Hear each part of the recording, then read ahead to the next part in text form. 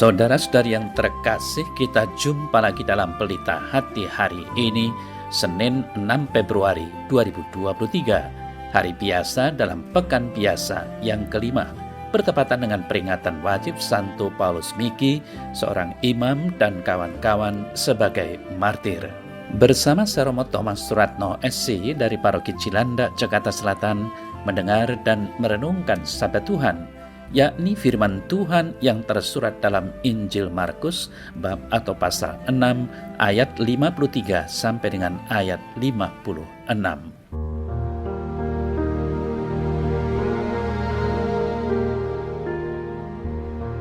Pada suatu hari, Yesus dan murid-muridnya mendarat di Genesaret dan berlabuh di situ. Ketika mereka keluar dari perahu, orang segera mengenal Yesus. Maka berlari-larilah mereka ke seluruh daerah itu dan mulai mengusung orang-orang sakit di atas tilamnya kepada Yesus, di mana saja kabarnya ia berada. Kemanapun ia pergi, ke desa-desa, ke kota-kota, atau ke kampung-kampung, orang meletakkan orang-orang sakit di pasar dan memohon kepadanya, supaya mereka diperkenankan hanya menjamah jubah-jubahnya saja. Dan semua orang yang menjamahnya menjadi sembuh.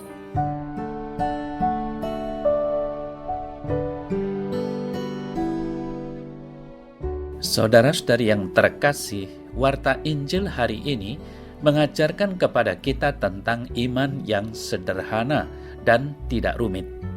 Setiap orang sakit tentu ingin sembuh. Segala macam cara dilakukan untuk mencapai maksud itu. Ada yang datang kepada dokter atau datang ke rumah sakit. Ada juga yang mengusahakan penyembuhan alternatif dengan mempercayai dukun atau paranormal.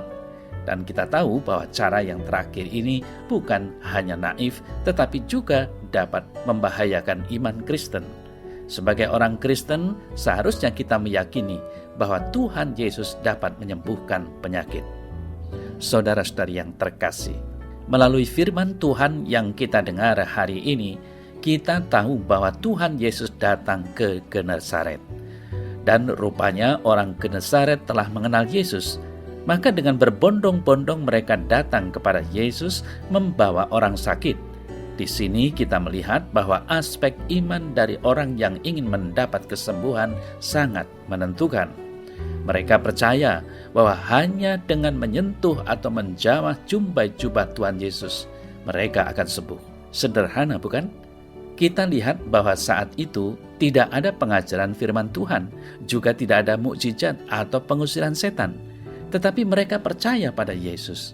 Maka Yesus pun kemudian memberi kesembuhan pada mereka. Saudara-saudari yang terkasih, ketahuilah bahwa tidak semua orang memiliki iman sesederhana itu. Ada orang memiliki iman yang rumit, memikirkan banyak pertimbangan, dan terlalu memakai logika dalam penghayatan imannya kepada Tuhan. Bahkan ada juga yang berpikir, apakah Tuhan bersedia mendengar permohonan yang sederhana? Namun kisah warta Injil hari ini mengajar kepada kita bahwa iman sederhana seperti iman seorang anak adalah iman yang berkenan bagi Dia. Saudara-saudari yang terkasih, dengan penuh kasih, Yesus menyembuhkan banyak orang yang datang kepadanya. Inilah salah satu bentuk keselamatan nyata dari Allah saat itu. Semua orang yang datang dan menjamahnya disembuhkan. Kesembuhan yang diberikan Yesus lebih pada kesembuhan rohani. Lalu, di zaman sekarang, banyak orang mencari kesembuhan dari berbagai penyakit jasmani maupun rohani. Namun terkadang tidak sedikit yang keliru dan memakai cara yang menyesatkan sehingga hasilnya pun semu. Sadarilah bahwa kenyataan seperti ini justru menjauhkan kita dari iman kepada Tuhan. Begitu pula jika kita hanya datang untuk mencari kesembuhan jasmani, kita mungkin akan kecewa. Penyembuhan pertama-tama adalah hasil kepercayaan akan Tuhan yang mempunyai kuasa itu. Tuhan tentu tidak ingin hanya menjadi pembuat mukjizat, namun Tuhan ingin membawa kita sampai pada keselamatan dan kebahagiaan abadi.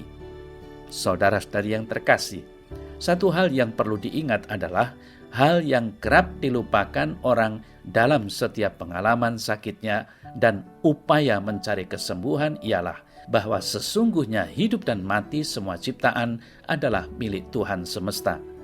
Jika demikian, setiap ciptaan seharusnya hanya berserah dan memohon kepadanya. Nah, warta Injil hari ini mengingatkan kita juga bahwa penyembuhan itu merupakan anugerah dari kemurahan hati Tuhan yang perlu selalu kita mohon. Bagi kita, hal yang paling penting adalah kehendak untuk bertobat dan memperdalam relasi atau hubungan dengan Tuhan. Semoga dalam setiap pengalaman sakit, kita tidak tersesat mencari kuasa-kuasa lain, selain menyerahkan diri pada Yesus Sang Penyembuh sejati. Saudara-saudari yang terkasih, semoga hal ini sungguh menjadi peringatan bagi kita semua sebagai orang beriman. Maka marilah kita harus semakin sungguh percaya kepada Tuhan dan kita senantiasa berharap kehendak-Nya terjadi dalam kehidupan kita. Hal ini berarti kita harus selalu berpasrah pada kehendak Tuhan. Kita boleh berkeinginan, tetapi rencana Tuhanlah yang pasti akan terjadi. Maka doa yang paling ideal bagi kita adalah terjadilah kehendak-Mu, Tuhan.